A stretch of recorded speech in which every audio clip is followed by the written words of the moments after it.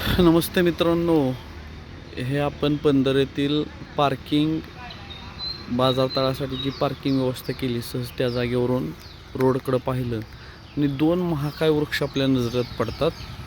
दोन्हीही रेंटरीचे झाड आहेत. एक गीताई माता मंदिराच्या समोर असणार हे झाड आहे आणि समोर हे आदिलेश्वर मंदिराच्या समोर असणार आहे. या झाडांचा व्यास कमीत कमी म्हणजे व्यास 300 ते 400 फुटाच्या आसपास झालेला आहे आणि हे झाडं एक 20-25 वर्षापूर्वी लावलेली आता उत्तुंग स्वरूपात वाढली. ते सर्व माणसांना, पशुपक्षी प्राण्यांना सावली देत आहेत.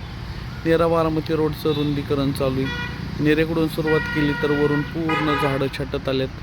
रस्ता रुंदीकरणासाठी गरज आहे, परंतु त्याच निमित्ताने आपण रस्ता रुंदीकरणाच्या नंतर अशी झाडं परत यावेत म्हणून त्याची काही उपाययोजना करतोय का, तर याचं उत्तर 1-2% जाणवते, अन्यथा शून्य आहे. तर याचाही विचार करा. प्रगतीच्या नावाखाली पुढं पळणारा माणूस, 100 वर्ष जगणारा माणूस 50 वर्ष आला आणि तोच माणूस प्रगती करत अमाप झाडं छाटत चालला आहे. विचार करा, काय चुकतंय काय बरोबर. पटलं तर घ्या, अन्यथा नेहमीप्रमाणे सोडून द्या. धन्यवाद.